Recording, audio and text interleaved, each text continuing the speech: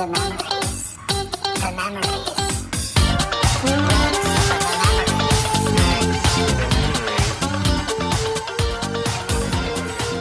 Hello, wonderful listeners of Ranks for the Memories. We have another milestone for our delightful podcast. This is episode 15. With me, as always, is what an uncomfortable number of listeners and have emailed me with my better half. Hello, Dan. Hi, I'm a half. That's for sure. I think I don't know if they were suggesting your intellect or your charm or your wit, but or just a combination of everything. But wow, you're winning over the Ranks for the Memory listeners. Oh, finally someone likes me. Yeah, I think it's because all my answers are always stupid. I'm not sure. It could have something to do with that. There might play slightly into it. Well, I'm a mystery for a lot of them, and so that's good. They don't even know my last name when they name me. Not like they could figure it out through internet searching very easily. I did have some creepy listener already told me I figured out where he works and where he lives. Like, well, that's great. I figured out the size of his jeans. 3830. Short and I have apparently. He's got short little legs. Little tree stumps. Dan and listeners, we have really, really wonderful topics today. We're going to be hitting you first off with the best of 80s and 90s slang. Oh, yeah. Which we should just be able to rest on our laurels right there, but we're not done. We're going with a topic that really, really grabbed everyone's attention in the crowdsourcing: road trip snacks. Ooh, that's so exciting. I can't wait to rank all these with you. I can't either. Not. Oh, wait a minute. You must be talking about 80s and 90s slang. That's right. So let's get into it. Are we cool with getting into it? Yes, absolutely. All right. So I'm going to start with my list of 80s and 90s slang. And as I foreshadowed, not so subtly, number 6 is not. Dan, not was so much fun as a kid. I when you're talking about that, all of a sudden all these feelings are flashing back. It was really, really fun. Oh yeah, because it was like sarcasm and like cutting down somebody, but it was in a socially acceptable way. Not was so great. Sure, Mom, I'll do my homework. Not. About approximately how many times did you say that before you were taught never to say that again? Oh yeah, they didn't like that. They did not care for that. Was that from Wayne's World? When I was looking through all the possible choices, it is incredible how many of the slangs we got are from Wayne's World. That show, it was a good bit, and I definitely loved it as a kid and loved the movies. But it's amazing how that bit probably got into our social linguistics more than any other thing I can even think of. Wayne's World, man. Wayne's World, and another one, which none of these were really on my list, but like Pauly Shore. Oh man, like Pauly Shore was one of those guys, for me at least, where at the beginning, I think it's also because a girl I thought was cute liked him, so I thought he was great for a while, and then all of a sudden you just wake up one day and you're like, Pauly Shore is the worst. Although if now he does stand up again and he's really funny. Is he really? And his mom owns one of those comedy clubs out in the Los Angeles area. He always has a gig. The Comedy Store, and she was like a real famous. But here's some of the Pauly Shore stuff that didn't make the list. Oh man, wheezing on the ooze. These are so cringy. That was a really good impression of Pauly Shore. Chilling with the grindage. Hey, buddy. Totally crusty, bro. Oh, Pauly Shore. These were out of context. It sounds like maybe the stupidest thing we've ever enjoyed in our entire life. These were things that people actually said. Oh man. Yeah, it's like seeing, those old like 80s glamour shot high school photos, and you're like, wow, people really did their hair that way. I think I'd rather post a glamour shot on my social media page than ever watch another Pauly Shore movie ever again. Yeah. Encino Man, Son-in-Law. These are some good ones. I actually saw just today that Biodome has the lowest possible Metacritic score possible. Out of 100, it scored a 1. That's amazing. So by science, Pauly Shore has the worst possible movie ever created. Oh man, that's totally crusty, bro. That is totally crusty. So I picked not, and then for number 6, Psych, was not quite as powerful to me as not. Like they're almost interchangeable, but just not quite as good as not. Psych. Uh-huh. Yeah. Number 5, full disclosure, is something I still say. My bad. Do you think that came from Bart Simpson? I don't know where that came from. I need to look that up. But, prior to the 80s and 90s, people would say like, oh, excuse me, or pardon me, or that was my fault. My bad. My bad. It is still around, isn't it? It totally is around. Number 4 is something which oh gosh, I have to admit, I still say as well. You say this one too. Okay, It good. totally dates me. Da bomb. Oh man, the bomb. Mm-hmm. The only duh I like is da bears. Da bomb. I'm sure I probably said that when I was younger. Da bomb. You're still rocking da bomb? Not a lot, but it'll come out every now and then. That's almost better though. If you're not saying it very often, that means that when you give something credit for being da bomb, it probably actually is da bomb. Yeah, and there's a close one which I can't say because it's a family friendly show, but Yeah. the S word. Uh-huh. I didn't say that one as much. Have you ever described me as da bomb to anyone? Probably. I would assume so. Yeah. And you can't say this one in airports, by the way. You can't be like, Okay. oh, that flight's da bomb. They'll tag you and flag you. I told someone yesterday that you were da bomb. Oh, not. psych. Oh, that was so much fun. Oh man. What I see you're drinking something. What juice are you wheezing on? The juiciest of juice, the mountain juice. Wheezing on the Mountain Dews. So okay, this is so cringy. We gotta move on. Number cringiest episode we were at. Number 3 is fat with a PH. Ooh, that was pretty cool, wasn't it? That's so fat. Man, I love that. And as a man of larger size, I appreciated that it was a good thing. we are embracing the term fat That is fat. and making it cool by replacing F with PH. Uh-huh. That's almost a phonetics thing. Like I'll bet all my English professor listeners out there probably really enjoyed the fat scenario too. Yeah, I wonder how they changed it from F to PH. You know that definitely some marketing team started that and made it popular. Like a kid in the middle school didn't say, have you ever noticed that the F and the PH in English language are the same? They're like, What possible words could we exchange? The kid was looking in the mirror and was like, I am so sophisticated with an F. All right, little spelling humor there. Do you use that word, fat? I'm not sure if I ever felt comfortable pulling it off when it was cool even. Maybe because I was at the time it was popular, I weighed 45 pounds. Yes. And so I probably would just it almost felt like cultural appropriation. I wasn't allowed to say fat when I was the skinniest person in the school. I hear you. When it was popular, my left thigh was 45 pounds, so I could use it amongst my people. A modern slang which I like is thick with 2 C's. Your kids are a big fan of thick, aren't they? Yeah.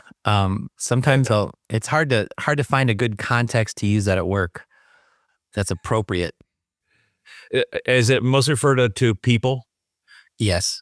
Or always refer to people? I think so. So I can't be like, all right, guys, you got a big chapter reading this week. It's real thick with 2 C's. So it's life goals for you on Monday.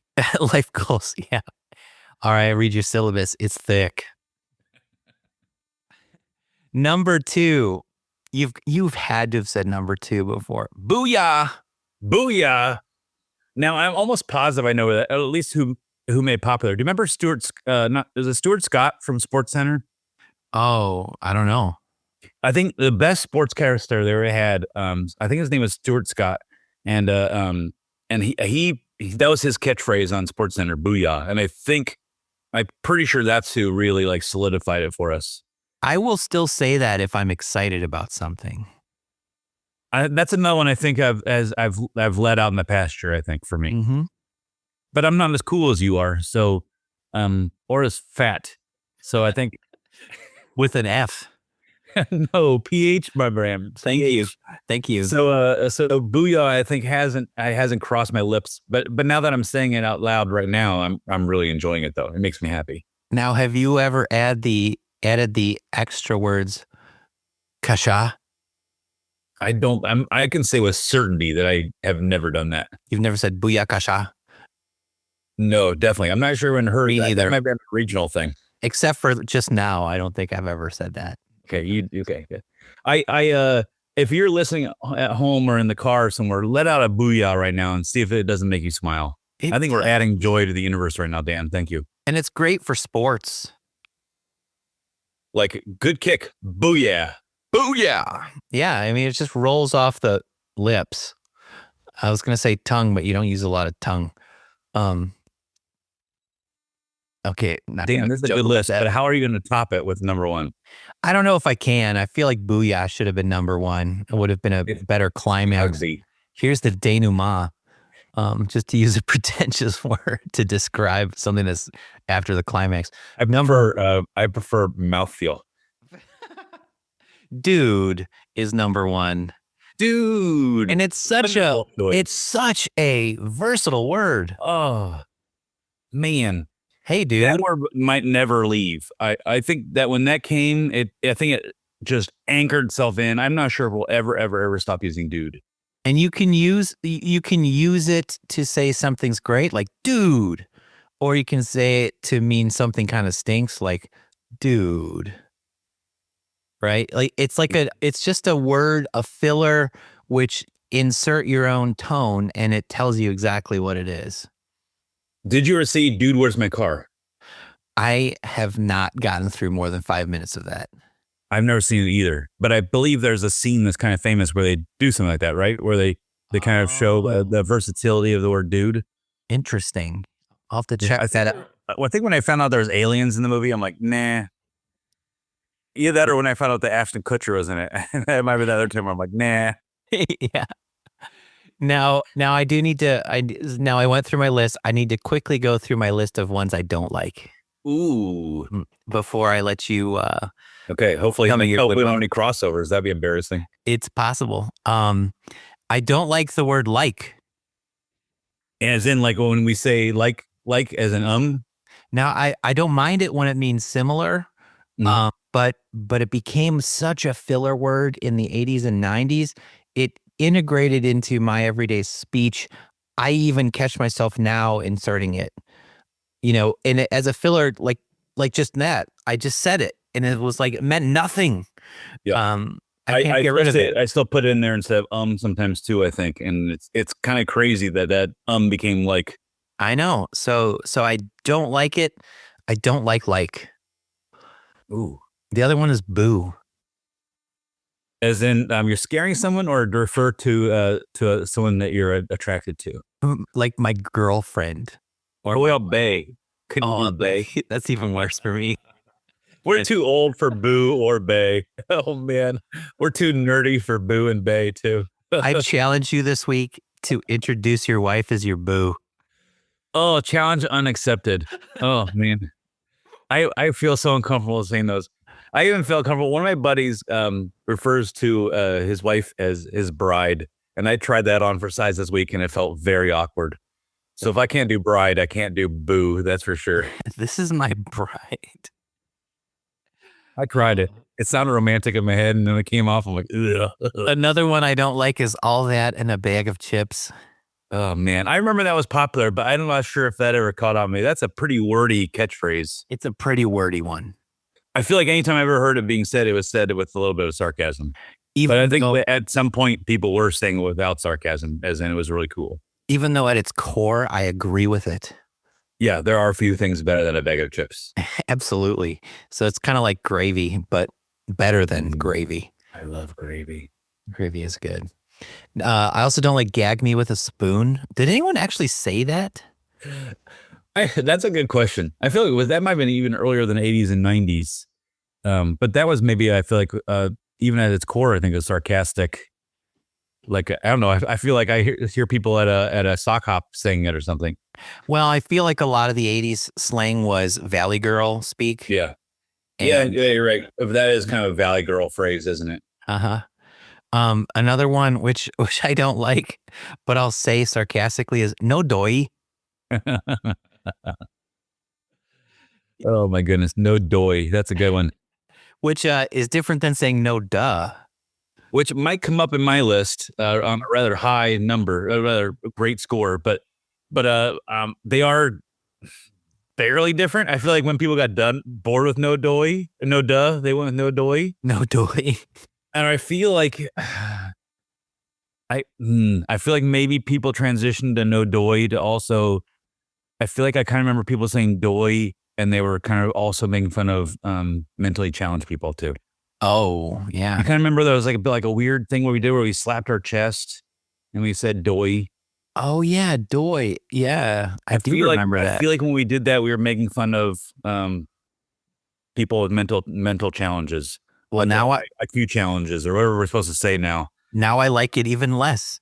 Yeah. So yeah, no doy is bad. That's okay. Well, that is bad. And the one I dislike the most is the word bad Oh my goodness, that's a great transition. because it's confusing. I've never been able to pull it off. You know, some people are like, oh man, this pizza's so bad. And I'm like, wait, you don't like it? What does that mean?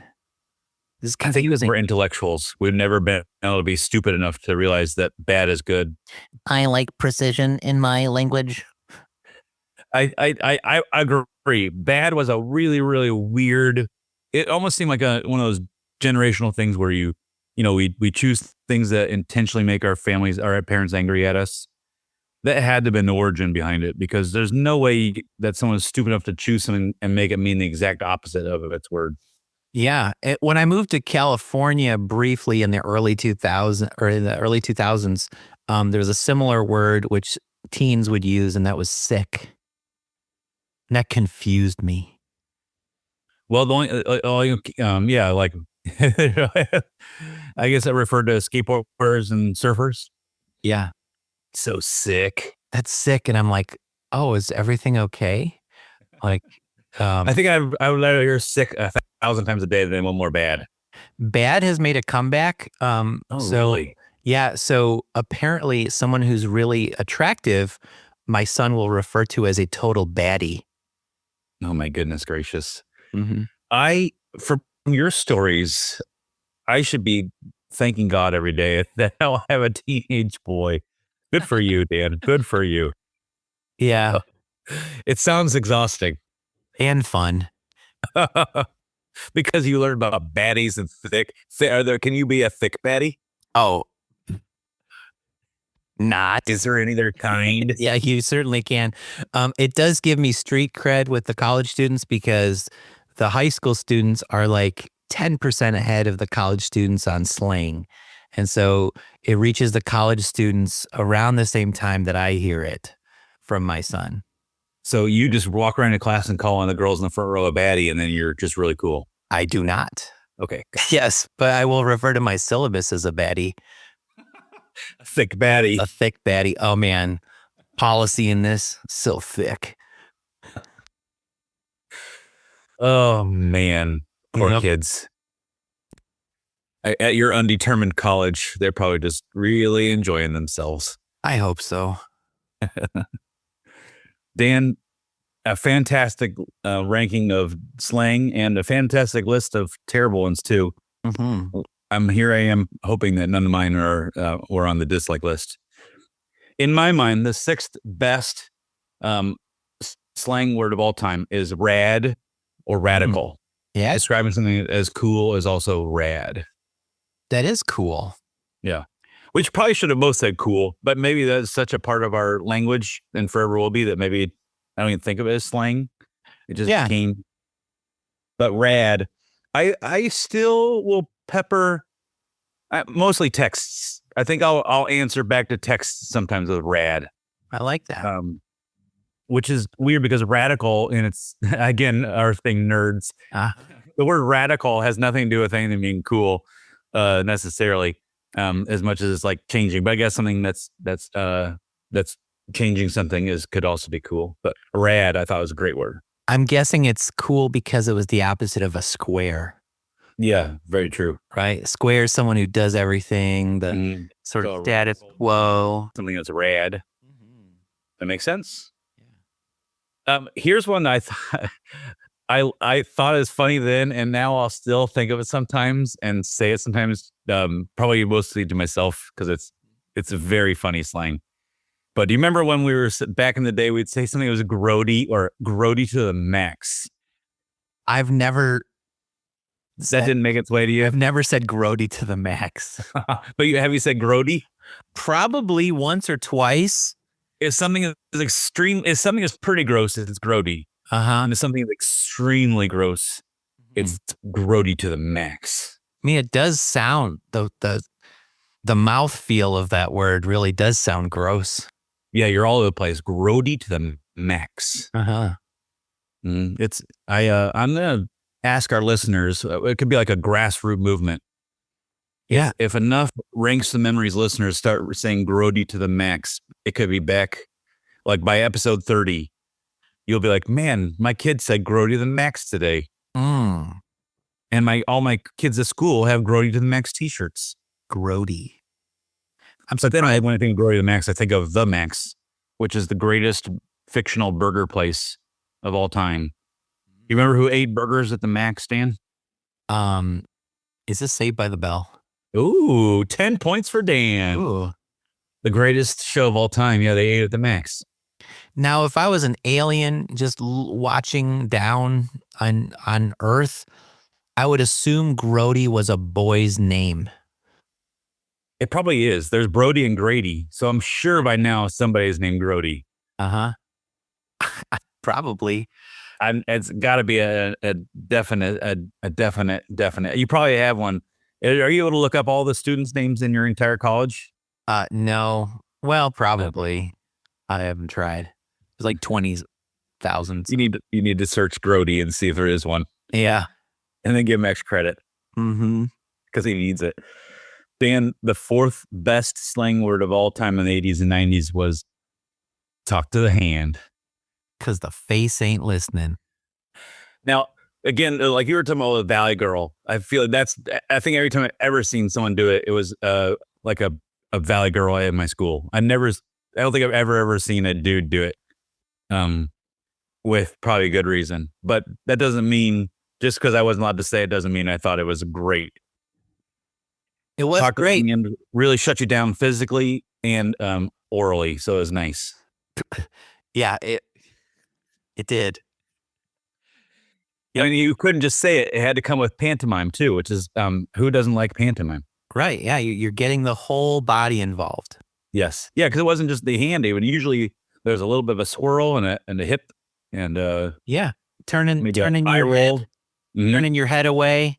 The disgust face. Disgust. So much disgust. Shutting that mouth down. If I had talked to girls in middle school, I probably would have gotten talked to the hand. Well, but it was just safer just not to. Yeah, that makes sense. Yeah, that was a good strategy. I never got talked to the hand. I also never got this one. Take a chill pill. Take a chill pill. I think it was great because chill was a great slang, but take a chill pill was just like almost like a doctor's telling you, so you have to do it. Yeah. If someone tells you a chill, you might blow them off, but take a chill pill, it's like, ooh, a prescription. A prescription for Xanax. It's for barbiturates. Yeah, I know, right? We should be saying, that's probably why we don't say take a chill pill, because everyone is taking one right now. Everyone's on chill pills. Yeah, I wonder if in the history of the world, if someone saying this has resulted in the other person relaxing. I'd probably say 95% of the time, it resulted in the exact opposite. It seems like an escalation tactic. Someone immediately pops a rage pill and then Right. continues on with the Right. Yeah, for sure. take a chill pill. That in at some point during our a podcast. So beware of it, Dan. You're getting one Eric, I just said another slang which came from the 80s and 90s for sure. for sure. Boy, there's so many out there, isn't there? We've just integrated them into our everyday vernacular. Yeah. I guess that's why we're not thinking of some of these. It's not because of our intellect. It's because it's just not slang anymore. Yeah, it's just kind of become what we do. Mm-hmm. Dan, number 2 is something we hit briefly. No duh. No duh. And maybe my love of sarcasm, and it is really close to no doy. But like I said, I feel like people transition from no duh to no doy to more insult you in a more specific way. But no duh was I think pretty awesome, It was pretty awesome. especially since I was smarter than everyone else. I was always constantly thinking no duh. Mm-hmm. I Oh, agree. did we say awesome? I think both of us did. I'm going to go with a very cliched answer for my number 1, and it's awesome. Yeah. It originated in the 80s, but it's none of the words I think I say hourly, Mm-hmm.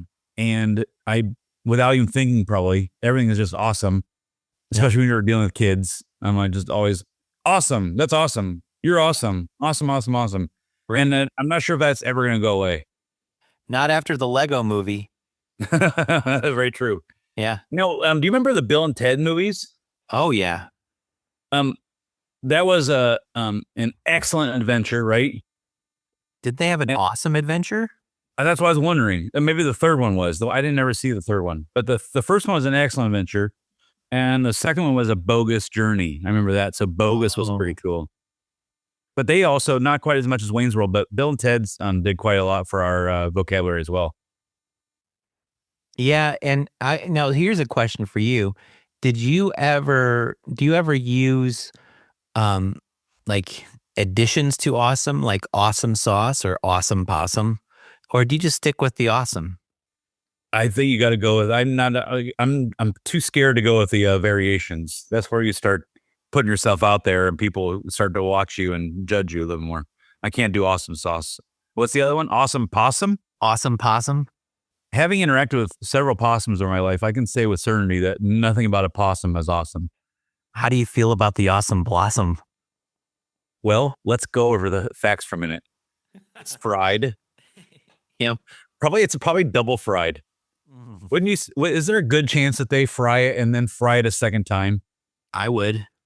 I feel like that's how much batter is on the awesome blossom. It's double fried. Yeah. I'm gonna say awesome blossom is one of the greatest foods ever eaten, and about 20 minutes later, one of the worst foods ever eaten. I've never had a great from start to finish experience with an awesome blossom, but that doesn't ever stop me from being awesome and eating it again. Right. I think the awesome refers to how it feels on your lips, and the blossom refers to what it does in the lower GI tract.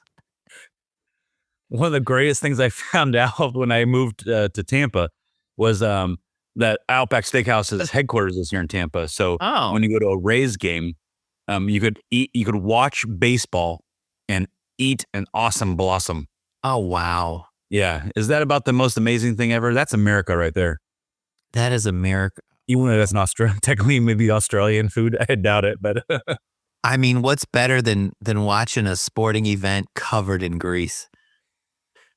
just covered in doing anything covered in grease. Yeah.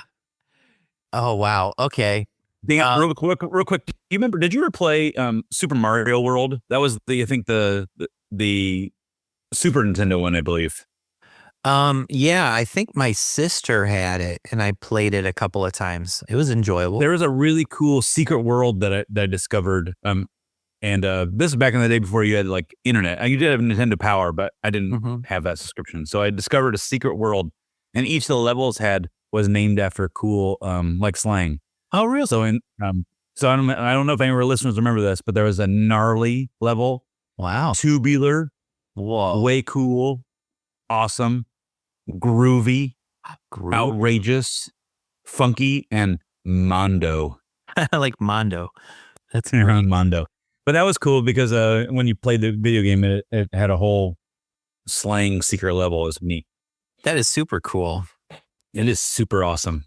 Great list, Eric. Are you Thanks, Dan. Are you ready for something completely different? No duh. No. So Yeah, let's do something completely different, please. okay, so I crafted a few would you rathers for you to take on. Ooh. And you've said you haven't seen these yet. No. I'm as listeners will soon find out by my dumbfoundedness. Yeah, this is totally new to me. So we'll see how this goes. So I got 3. I'd like you to pick a random number 1 through 3, and we're going to start there. 2. 2? Yes, please. Okay.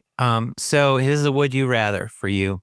Okay. When meeting people, would you rather have to use the greeting, "Hi, I'm Eric, and I think you're pretty fat," with a PH, but only when meeting a fat person? Or have to introduce yourself to everybody with the phrase, "Hi, I'm Erik, cowabunga dude," with no explanation?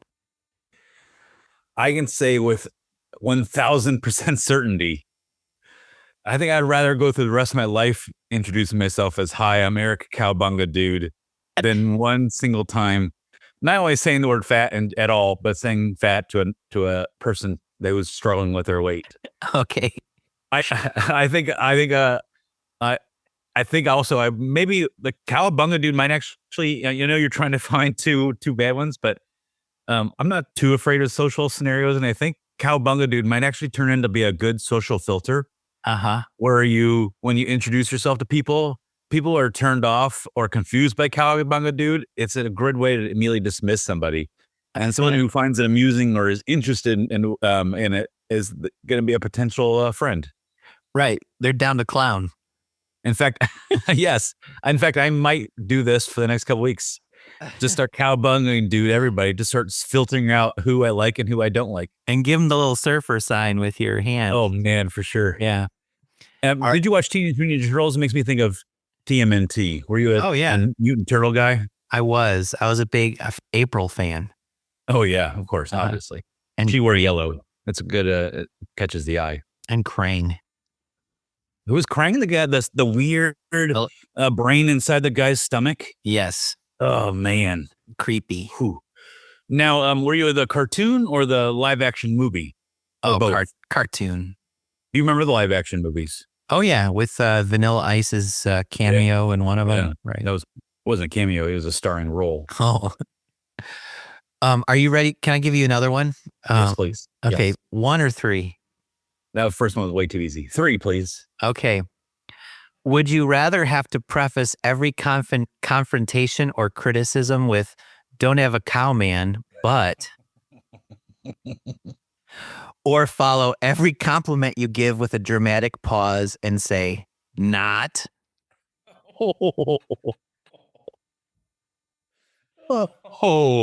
Oh, this one's much harder. Ooh. All right. So every time I'm with somebody, I have to say, "Don't have a cow, man." Yep.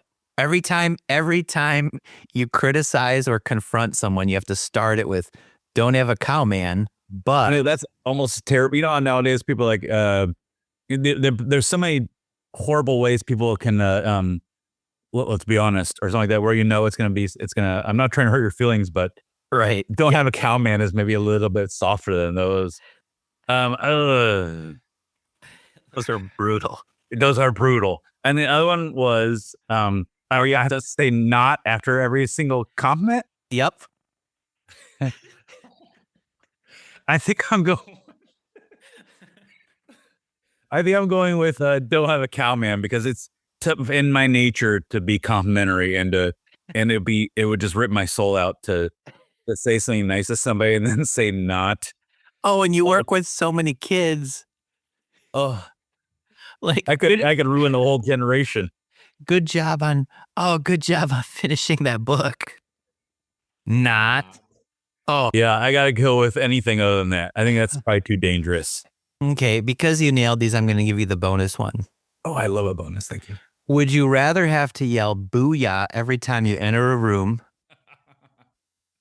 or whisper my bad every time you leave a room?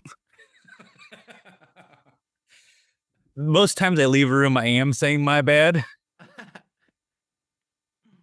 And then I just leave real quick before everyone figures it out. But I would say, actually, you know what that reminds me of? Did you ever watch The Middle? It was a pretty clever sitcom. Did you see it? No, I don't think so. They had a genius youngest son who would whisper things because he was on the spectrum a little bit, and he would always whisper things. But it made me think of that. I'm gonna go. But when I'm whispering my bad, is it so like 3 to 4 people hear it? Yeah, no one hears it. Just a few people. Okay. Oh man. But good to ask clarifying questions. You want to nail? Thank you. Yeah. I think as much as I would from time to time not be feel awkward about saying booyah, I think if you're the booyah guy, I think you would really ostracize yourself really fast. Like you would never be allowed into rooms at some point. Certainly not funerals.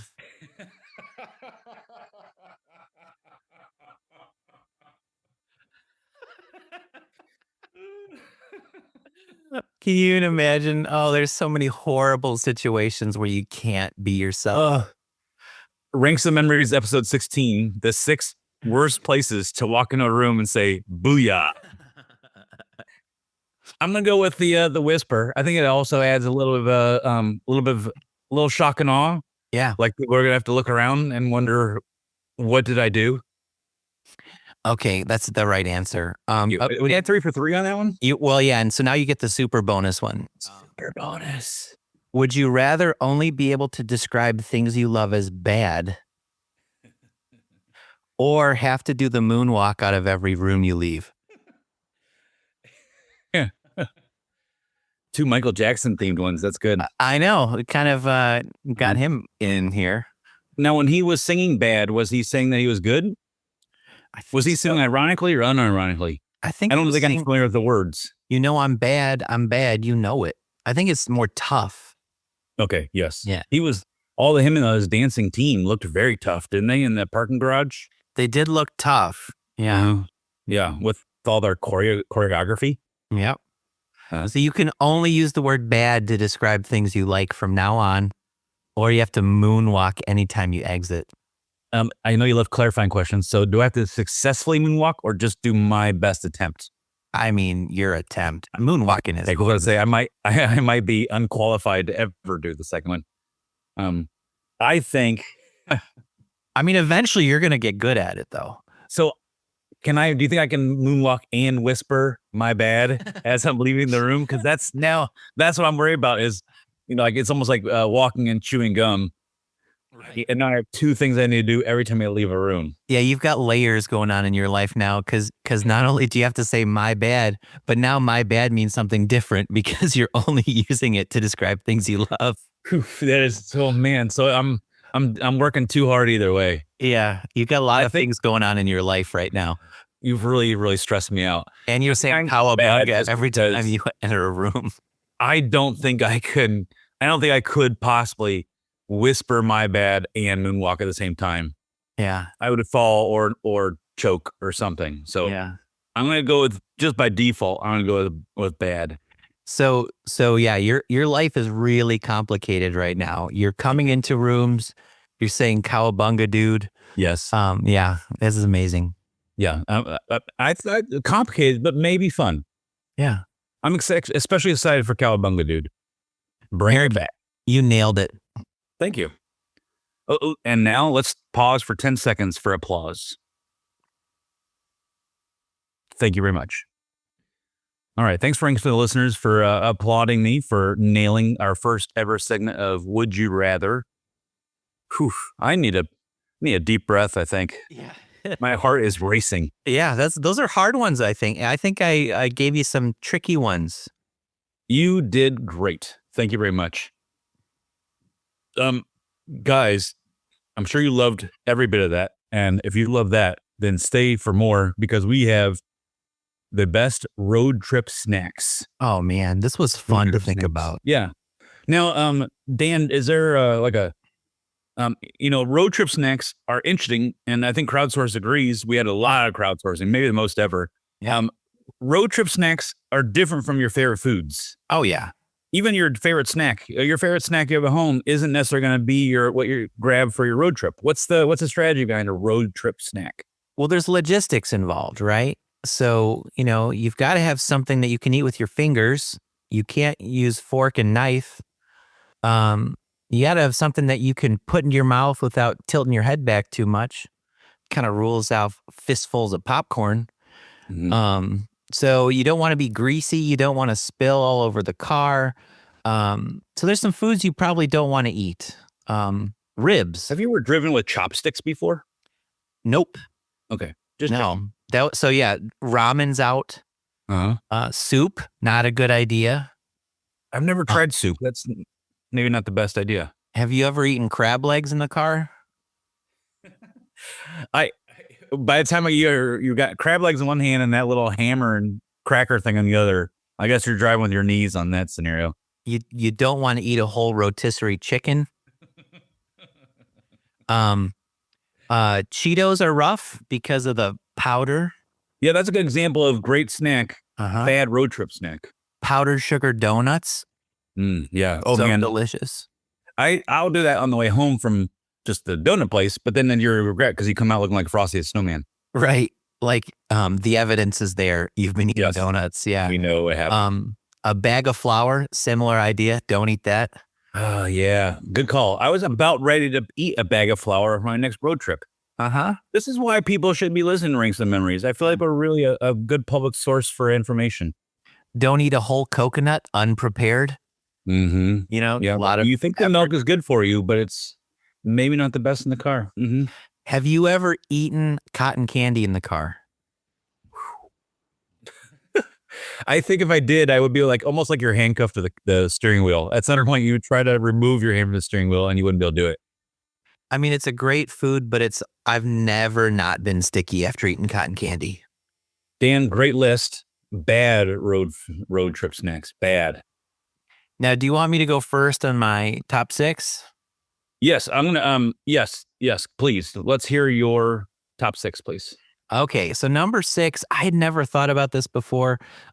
Sarah mentioned this in the crowdsourcing, and I put it on there. I've never eaten this for a road trip, but it should be on my new road trip list. Nerd clusters. Oh, you know what? I'm not kidding around. I've talked more with my friends and colleagues about nerd clusters in the last couple weeks than I think I've talked about any other food item there is. Nerd clusters are sweeping the nation. They're delicious. Well, it's so incredible. I mean, they're complicated. They got multiple things going on. They're not particularly messy. They're in little bits, so you can great for a road trip.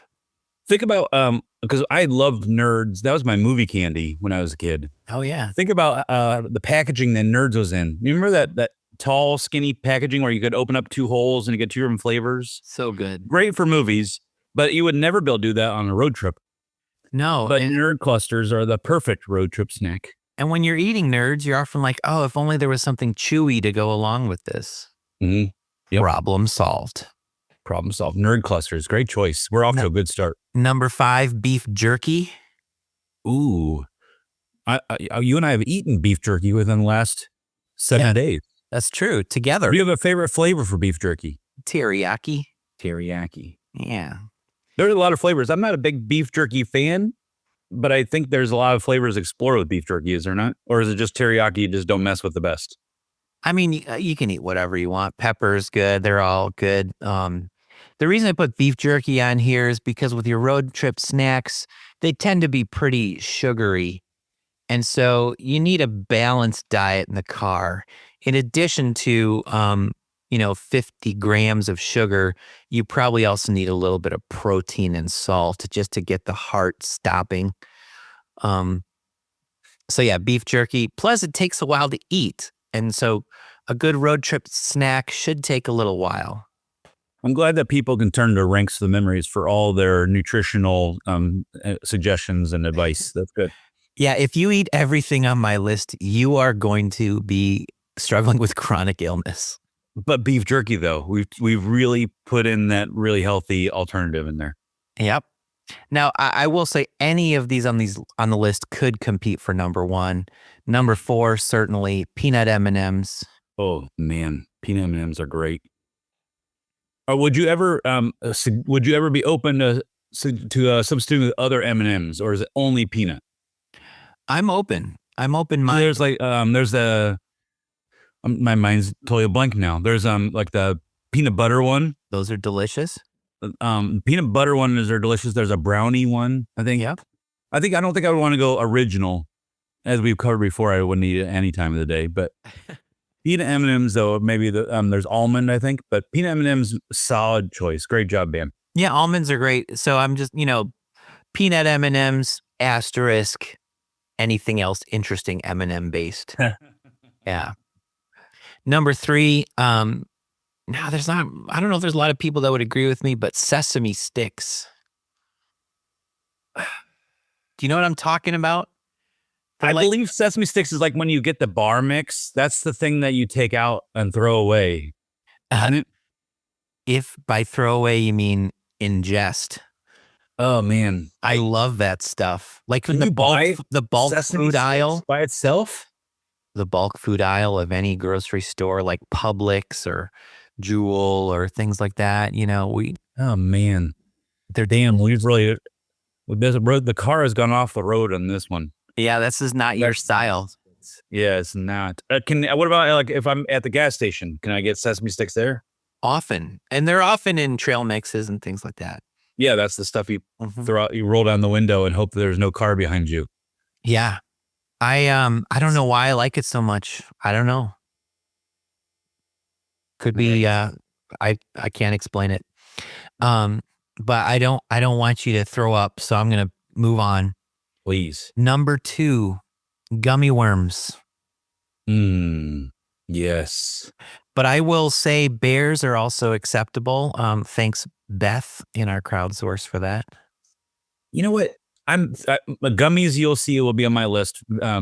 And I'm starting to think about my gummy situations. I like all of them, but I think for some reason I think it's hitting hitting with me that I think maybe I prefer worms in the car. Easier grip, maybe. Easy grip. Takes longer to eat. You can sort of, You got like a 2-biter. yeah, or multiple bites as you're going down the worm. And I think they have there's more options for regular gummy and sour gummy when you're talking about worms, whereas you don't have that choice with other shapes and sizes. Good point. Yeah, you. and they're fun to Nice they're job. fun to twirl around. Yes. Yes. And then number 1 is a food which I don't think I've ever eaten apart from a car trip. But holy cow, if you have this in a car trip, it just sets the right tone. And that is combos. Combos. Now, do you have a favorite or a preference, or are you all hands on any combo anytime? I mean, in the perfect world, I would have a variety of them to choose from. Why aren't they doing variety?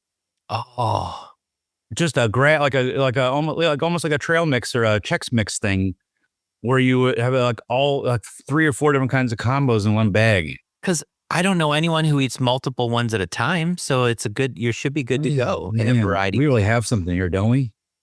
I think we need to create a variety pack for my. Imagine when you're on the road trip and you just dip your hand in the bag and you don't know which of the 3 or 4 flavors you're going to get for each bite. Right. Is this pizza paste or is this cheese paste? Oh man, 2 of my favorite kinds of paste. Do they have a bacon combo? Not that I'm aware of. I don't know. That's a good question. Not that I'm aware of, but I'm sure somewhere out there. Does science dare make a bacon combo? And they haven't explored the dessert space with combos either. I wonder why that is. Like they haven't made a Nutella combo. I feel like that's a natural progression. I think we're really exposing combos as delicious but short-sighted. I feel like it's a formula which you can put any flavor paste in. Hot dog paste. Yep. There's another one which when we get to Would You Rather, which will be fun. But Will I get more Would You Rathers? oh, you bet. Oh man, I'm so in trouble. I can think about social scenarios, but when we start talking about food, I'm really in trouble. Yep, you will be. And that is a fantastic list. And again, I'm gonna ruin my list a little bit. Combos is on there, and I'd say maybe the second most suggested thing for in the crowdsourcing. Hmm. And I Yeah. agree with you. I'm not sure if I've ever had a combo in my own home. Yeah, I do think I probably bought some ones and ate them apart from a car trip, and it felt wrong. Yeah, I don't think I've ever driven over 30 miles without having a combo. Wow. That's just a fact. Yes, combos, great, great, great. Boy, it's gonna be hard to. Other than the ridiculous sesame stick debacle we suffered through at number 3. That was really, really good. There has to be listeners out there that agree with me on that. I usually I'm sad that we don't have an avenue where people can post questions and comments, but in this case, I'm glad because if someone else likes sesame sticks, I don't want to know. Okay. Wait, we just lost all our sesame sticks listeners. Great. Yep. Don't worry. And You have a home. there goes our monetizing. You have a home with me, listeners. Turn to Dan, sesame stick eaters. That's right. Dan, my 6th best road trip snack is, first of all, I want to say that I like to have a variety of snacks always in hand, and I like to have a sweet and a savory. So when I have the rankings, it's maybe by maybe necessity, but I like to have something sweet and something savory at the same time. You can kind of hop back and forth whenever I need to switch it up. Yeah. You know why? Why is that? Mouthfeel. Oh yeah. Big time. So number 6 is chocolate covered nuts, which you pretty much hit with the peanut M&Ms. Yeah. Well, so question here. Yeah. Why do you prefer them without the shell? That's the only way I think of is because a lot of gas stations will have their own little pre-packaged. Yep. Not necessarily an M&M brand, but I'm not against M&M. I think about a lot of gas stations having those pre-packaged little bags or even those plastic little tubs where you can get they have 3 different kinds of nuts with chocolate. So I'll just usually grab one of those. In my head, I'm like, oh, I'm being healthy. Right. Because this is a pecan. And got me a pecan, which I will probably do a pecan in Georgia or a peanut maybe, just as a shout out to the Georgians. Number 5 is a pretzel. When I want to be very clear here, I will eat regular pretzels while I'm watching football at home, but I don't think I've ever eaten regular pretzels in a car. I will either go chocolate covered like Flips, or those really, really great those kind of pretzel I don't know, bursts with peanut butter inside of them. Yeah. I don't know, just kind of on the whim. I love both of them equally. Chocolate covered pretzels or peanut butter filled pretzels, delightful in a car. How do you feel about Snyder's flavored pretzels?